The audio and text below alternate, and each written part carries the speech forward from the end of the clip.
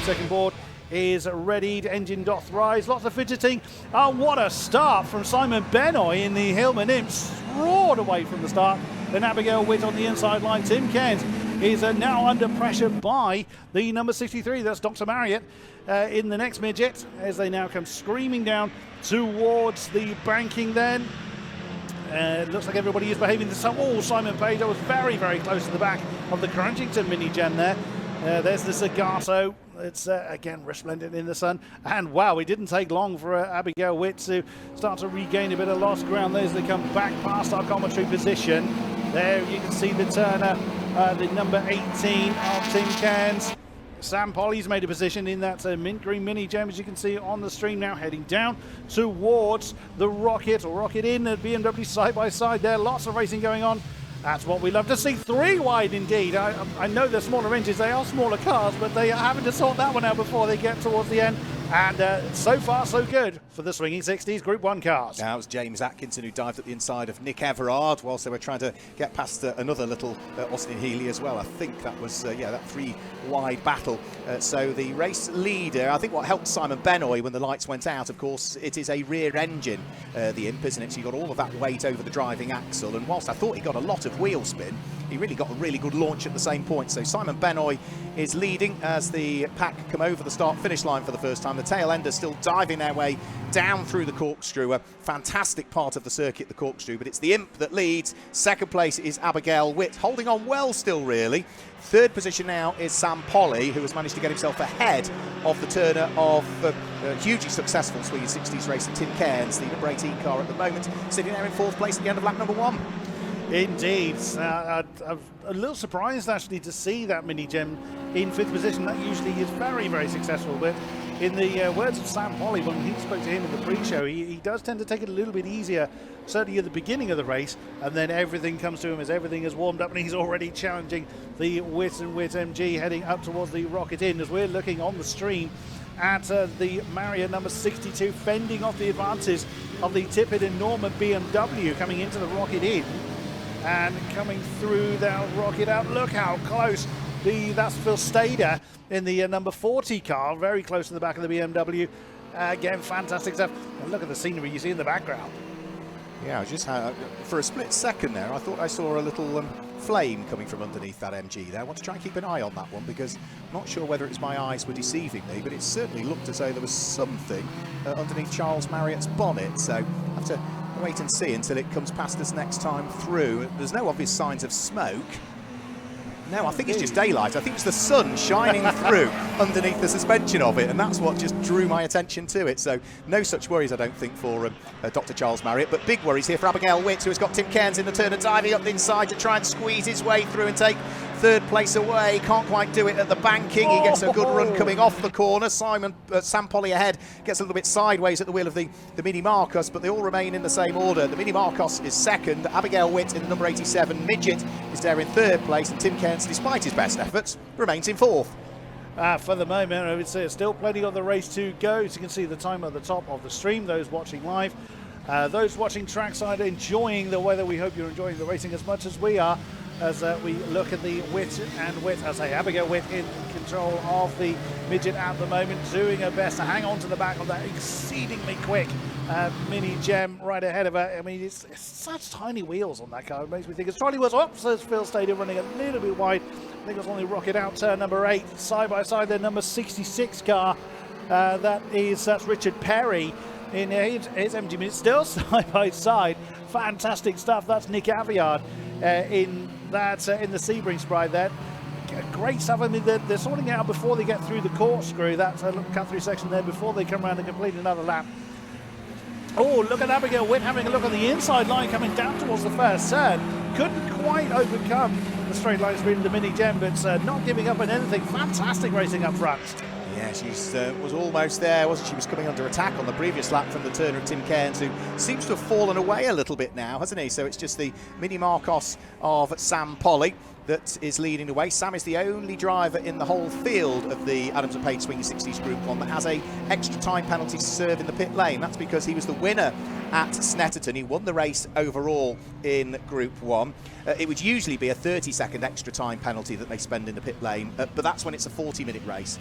Today, it's only a 30-minute race, so that time penalty has been shortened just for today down to an extra 20 seconds. So he is going to have to try and push as hard as he can, because he knows, Chris, in reality, that he's going to lose 20 seconds come the pit stops compared to everybody else in the field. Indeed, he's certainly talented enough to make up that kind of deficit, but this is a very, very twisty circuit at the sort of second half of it, from the turn 7, which is rocking in. Oops, as we see a bit of a locker there from the 173. That is Connor Kay in the MG Midget, fending off the advances of the 81. That's James Atkinson in the yellow MG Midget there. So yeah, the second half of the lap, as you can see, we're just coming through the corkscrew on the stream here. That's such a twisty section, very difficult to maintain a rhythm through that, and then you get this lovely flowing right the way through from turn 1, essentially right the way back through to that twisty section. Lots of opportunity to really get the horses galloping, but it's very warm, so temperatures are certainly something that the drivers are going to have to bear in mind. Higher temperature, tyres and brakes in particular. Smaller cars possibly not so much, but when you see the bigger machinery come out, that is definitely going to be something they have to bear in mind. Abigail Witt up to second place that time through. The lap prior, she'd actually set the fastest lap of the race as well. 1 minute 22.048 for Abigail Witt. The battle's still going on down through the order as well, as Richard Perry in the number 66 Sprite comes under attack. Through goes Nick Aviard. So that is a change for what will be 7th and 8th position. They were in the opposite order as they came over the start-finish line, so that has sort of set them back as to how they were. However, Richard Perry is now back in full attack mode again and is drawing himself back up the inside and is going to squeeze his way back through. So they've swapped back, and they've swapped again. Allsit's coming over the start-finish line. Fantastic little fight. And are they going to change again? No, not quite. He's having a go, but they're heading down in towards the corkscrew section of the circuit. It's not really an overtaking spot for Nick Aviard, so we just have to sit behind. I dare say that battle is going to go on right the way up to the flag, the way they're going. But look right behind, Phil Stader. He is doing his best at closing that, along with the next Sebring Sprite. That's the number 88 car just going through the stream shot there. That's Simon Page, another long-time regular in the Swinging 60s in that particular car. So he's joined that particular conga line. Look at that. They're not too far behind them, actually. It's Connor Kay in the 173 car, the red and white car that we were looking at earlier. He's joining that particular line. So we're nearly 10 minutes in. The pit window is not far from opening, and still have this big cluster of cars that are having a great old scrap for what is ultimately 6th position. Oh, that's Simon Page. Is that Phil Stader that's had an incident? Oh, no, and he's struggling to actually recover that one. Oh, no, they've come together. Where is that? I can't quite tell where that is. Church. Good spots, Mr. Werrell. Yes, that's one of the fastest parts of the circuit, so that's why Phil Stader's gone a very, very long way off there, doing his best to rejoin in a safe way. He's found a bit of a gap there for the between the next pack, which is the 152 car that was coming up upon him there. There's the 66 of Perry still leading that particular conga line. I think it was David Cornwallis that might have just gone through the shot there, that the leaders are now coming across, and there is David Cornwallis. Has been in pretty much every single race wherever the Classic Sports Car Club has gone.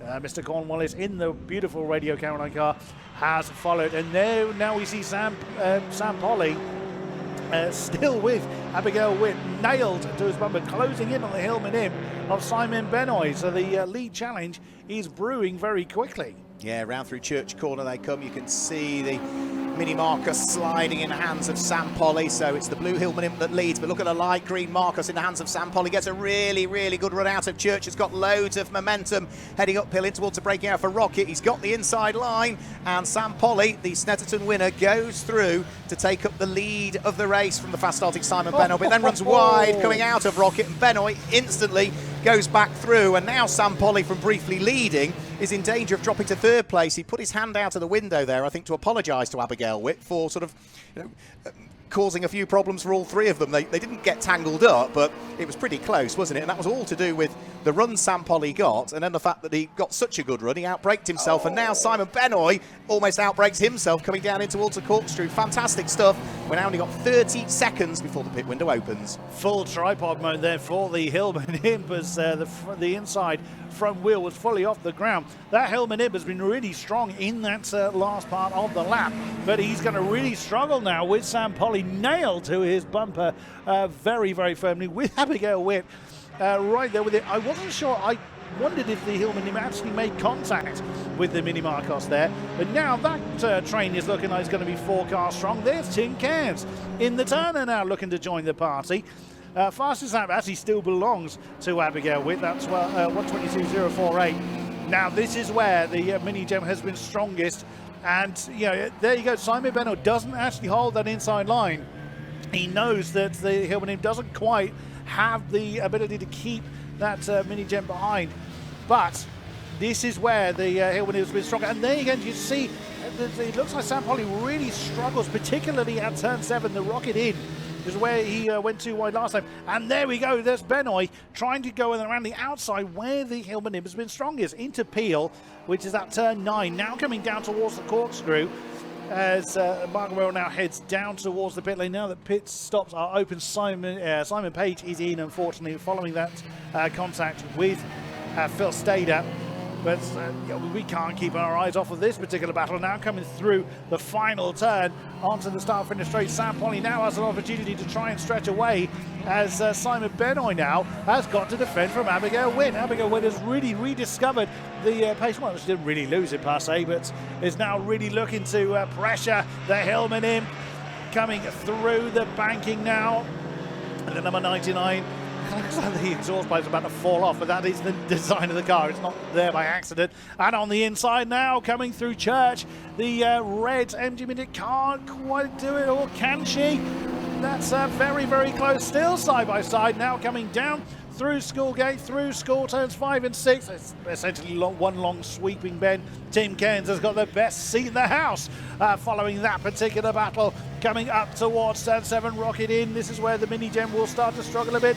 Oh, Simon Benoy didn't look like he had such a good run there. Great conservation of momentum. Oh, and Sam Polly's got a face full of one of the MGBs. That's the 99 car. And that is, reach out my notes, that is, beg your pardon, that's the 95 car. That's Paul Gregory, started at the back of the field.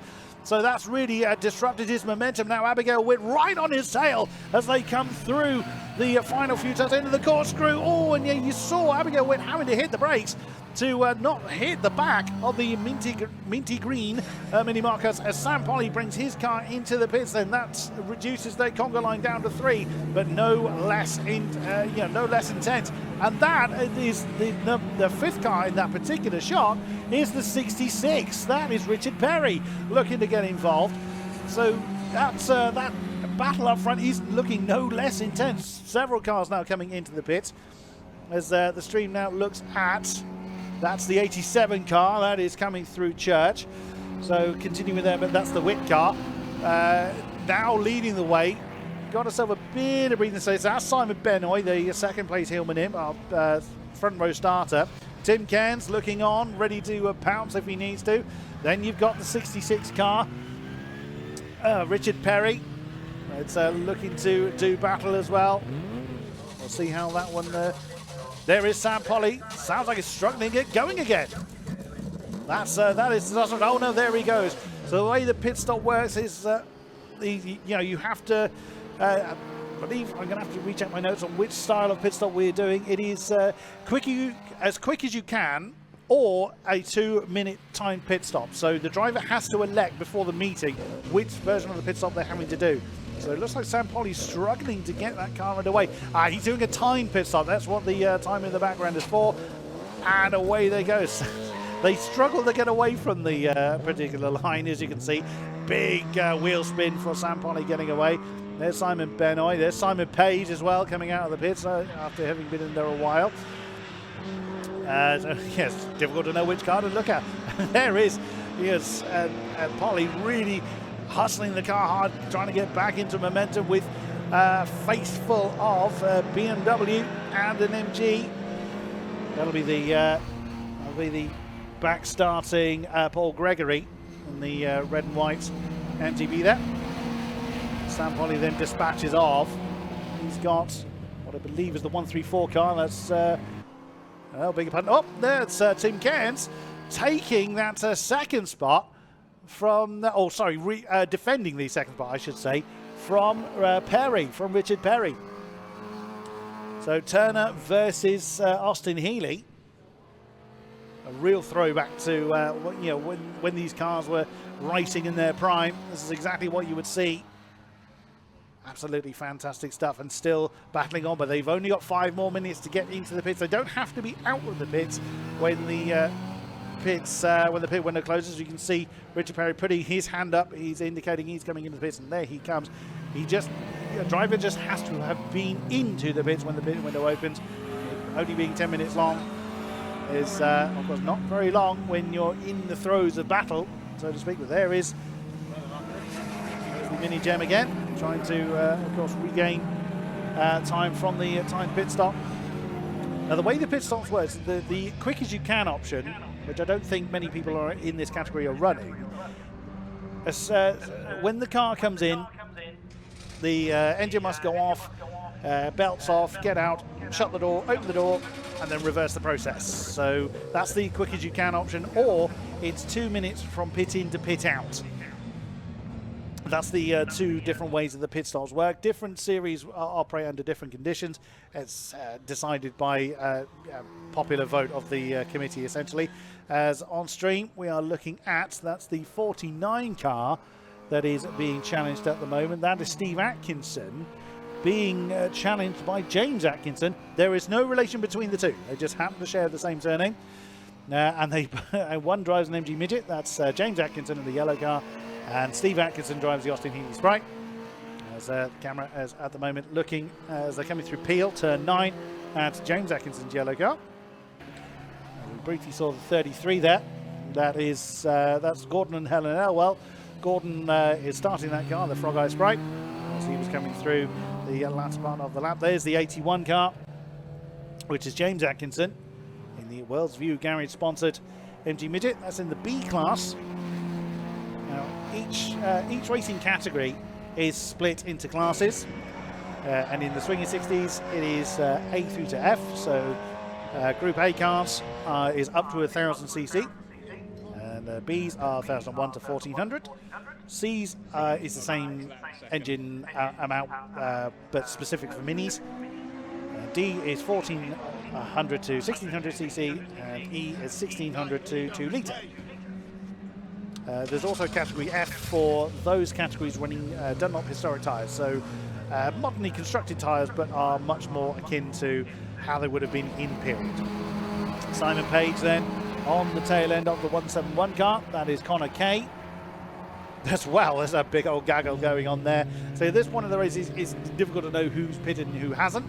I can say from the timing screen, it looks like that Simon Benoit is the only one that hasn't been in the pits yet. Oh, that's close. Simon Page on the inside line coming through turn 8. That's rocket out, and then gets on the inside line of the 91 Hillman in. The 91 car, that's newcomers to the club. Vince Frost and Martin Bramwell. Vince Frost starting that particular car. As we see the 171 car. Well, there's Simon Page in the Sebring Sprite. Doesn't seem to be any worse for wear following the impact that he seemed to have had with Phil Stader. We didn't see what happened there, so we don't know, whether there was impact or whether one was avoiding the other, or whatever was going on. Look how tripod mode that is. It looks like there's almost like the front right suspension's collapsed on the 171 car. That's Kim Bradshaw in the MG Midget there. Again, another long-time racer with the club in the Swinging 60s in particular. Now, one class we don't have here this weekend is the Classic K, which a number of these cars would have taken part in, but because the class isn't here, of course, we won't see these cars coming out essentially that many times. Classic K are for cars homologated to the 1966 or pre-1966 Classic K FIA regulations. So it does contain a number of these cars, but some that don't, strictly speaking, adhere to that aren't in that. And that's the 173. That's Connor Kay. That's had a bit of a problem. I couldn't quite tell where that was. Looking around, I can't see where that car has come to rest. Just after Rocket being told, so that's around turns 8, 9. So that's why I can't see it from here, because I can't see that particular part of the second. And there it is. So yeah, that's on turn 9. That's Peel right on the outside line. It's a fairly slow part of the circuit. So hopefully that won't necessitate a safety car to have to come out. I'm not seeing the safety car board as we see the 33 car. Look at that, very, very close. That is the Elwell car having an argument with the 91. It's the Hillman Imp I was mentioning earlier. That's Vince Frost with the 66 car now joining them. Richard Perry post pit stop. Simon Benoit, I have seen, has gone through the pits. Everybody has served their pit stop. Actually, Richard Perry is the fastest car out there in the 121s and now leads the race now that all the pit stops are dealt with. Of course, everybody isn't back up to speed yet. I think Simon Benoit was the only one that pitted as late as he did, but it hasn't worked for him. But then we were talking about success penalties earlier on, as we see the 152 Cortina there going on the inside of the Hillman Imp. That's Mike Stevenson, the 1.6 litre Cortina. As we see the 95 MGB Paul Gregory going past the very brightly coloured Hillman Imp. Oh, that's Simon Benoit in the 99 Hillman Imp. Oh, such a shame, starting so well. Well, there's support. And for, I think it's difficult to know if that's a 60. Oh, it's a code 60. It actually looks like a support flag. But so a code 60, so all cars must reduce their speed to 60 kilometers an hour. That's is very bright pink, that particular flag. I thought it said 68. That's what confused me to start with. But no, that's we don't often see the code 60 utilised. But oh, that was very quick, and the green flags are straight back out. That, I suspect, was for the stranded number 173. I would imagine that's Connor Kay's car that was being recovered. So rather than utilising the safety car, they would have pulled out a code 60 there just to get the car out of the way. And Mark Werrell has found someone to talk to down at the pit lane. Yeah, I've got Abby Witt with me, who started with the car from pole position. Abby, fantastic stint from you, right up there in amongst the battles for the podium places. Yeah, it was. It wasn't my best start though. As I was doing the rolling lap, my door was actually open, so the whole way round I was trying to shut it. Eventually got it shut, so my start wasn't the best. I think if it'd been a better start like the one at Knock Hill, then hopefully we'd be winning right now. But I've just heard there's a safety car, so hopefully that'll bunch us all together and get the win maybe. It was always going to be difficult to try and beat a rear-engined imp off the line though, because Simon Benoit, you know, it's got all the weight over the drive axle. Yeah, true. I mean, we had a bit of a race together at Knock Hill as well, so I always know it was going to be tough, him being a little bit of a quicker car as well. So, but no, I just hope we get the win, because we missed it out at Knock Hill with a penalty, with not a 2-minute pit stop. It had to be 2 minutes. So, but no, really pleased with the stint. Absolutely boiling though. But no, the car's running fantastically. We unfortunately did have a bit of a crash last weekend at Cadwell, and managed to get the repairs done. And yeah, hopefully it just continues like this for the rest of the season. But we'll see what Ian can do now he's on board. Well done on the stint. Thank you. Thank you, Mark. Yes, thank you, Abby. It's great to hear from our drivers, particularly when they've done well. As the stream now looks at the Mini and the MG having a bit of an argument as they come out of that's out of school term. There we go. That's the lovely Union Jack emblazoned number 2. That's Anthony Huntington and Chris Winchester. Chris started that. Of course, now post pit stop, Anthony is in the Mini now, and there is that's Mike Henney in his car. Now that's the 2-car team going on. That's the second of the 2-car team, I should say, that is now out on track. Oh, it looked a little bit deep there, coming down through the corkscrew. Oh, the Mini has gotten, he's gotten very out of shape as Mike Henney. Now, I did think he was going a bit hot into the corkscrew, but that's gone a little bit wrong, and it looks like he's beached. I can actually see him out of the commentary box window, and that may well be stuck. As the camera is zooming in there, you can see the rear wheels are quite well bedded down there. Can he get that one going? It doesn't look like he's going to be in a hurry to try and get. Of course, he's now facing the wrong way, straight into the racing line. So he's going to have to be very, very careful about how he recovers that car. Of course, if he can get it going again, he still hasn't moved. So there may well be a need for a safety car on that one. The yellow flags are out at the moment. So was informed drivers are a problem. As you can see on stream there, the green flag being waved on the start-finish straight to indicate the trouble has cleared. Well, there is the number 2 Mini. That's now in the hands of Anthony Huntington. That's one lovely Union Jack. Very reminiscent of its origins. Mike Henney is out of the car. That's such a shame. Just went all wrong for him going down through the corkscrew. And sadly, he's beats that one and will take no further part. Very frustrated. Barely did a lap in the car. A great shame. There is the number 2 Mini. And that is, he's in 20th at the moment, is that particular car. But there's always somebody to find. That's, again, another part of the Classic Sports Car Club with the eclectic mixture of cars we've got. There's always somebody to race. Full course yellow. Yeah, I did have a feeling that would be the case following the stranded car of Mike Henney. That's the Turner Alexander Mark II. That has to have marshals to recover it. So, you know, they've got no choice. They have to put the yellow flags out there. Again, that may well necessitate. Yes, it's essentially a safety car. Again, full course yellow. Everybody has to slow down to, well, there you go. Very, very crawling pace they have to follow to ensure that the marshals can recover the car safely. But that is very, very well beached in there. There you go. So, you know, the marshals just, you know, they're going to try and power that one out of there, but that's going to be tricky to do. That's a great chance. Yeah, as I was saying earlier, so you can either take part in the Classic Sports Car Club as an individual driver, or as a shared car, such as the Abigail and Ian Witt. So when the car comes in for its pit stop, one driver gets out, the other driver gets in. Or you can take part as a 2-car team, as Phil Stader and Mike Henney have done for a very long time. So Phil Stader in his green MG was the starting driver of the pair, and then Mike Henney in the red Turner Alexander Mark II was the second car for that team to come out, but sadly has come to a very sticky end. And they're trying to find a way of getting that car back out, but with only 3 minutes of this race remaining, it could spell an early end of this particular race, as that's going to be very, very hardy. I can see the marshal, bless him, does absolutely, or marshals, I should say, really digging in hard to try and push that out. It's just not having it at the moment. Great shame.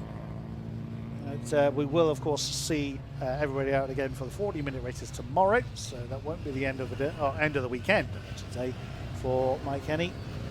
Runs Henny Cider. Used to race a Frog Eye Sprite, along with sharing the team, I should say, with Phil Stader. Stader runs an executive car company. Still under code 60, as you can see, the bright pink flag is indicating that everybody is to reduce their speed to 60 kilometers an hour.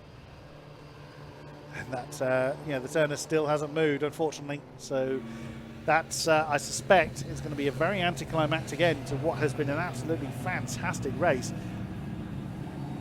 I imagine Richard Perry, though, is going to be very happy about it. And Richard Perry, in fairness, claimed the fastest lap after the pit stop. Is still the only person to have actually gotten into the 121s. 121.409, his best lap in the Austin Healey Sprite, the B category. As I was saying earlier, that's for 1 litre to 1.4 litre cars. Tin Cans in second, having followed on very, very closely in that early squabble. And then Ian Witt in the pole starting MG. There is the stranded Turner. Not able to move, and I suspect that is, checker flag is out. They have had to declare the end of the race. Sad, but that is the nature of the beast. They have to take the safety of drivers and marshals very, very seriously. And in order to try and recover that car, it would have to be basically pushed facing oncoming traffic. So they've taken the right decision, the only decision really they could do, which is to finish the race early. So it is a win for the number 66 car, Richard Perry, in the Austin Heath Sprite, sponsored by Med Race Engineering. In second is Tim Cairns, a highly experienced driver in the Turner Mark II. He was an MG Midget champion in the 70s. That was previously owned by Charles Marriott, that particular Turner. And in third was the Witt & Witt number 87, the MG, so brought home by Ian Witt, who, if they'd had the opportunity to try and push on, they may well have tried towards the sharper end. Winner of Class B was the overall race winner. There we go, you can see on screen for those watching the stream. Fourth is the Tippett Norman number 34, that's the BMW 2002. So Charles Tippett brought that one home, winner of Class E.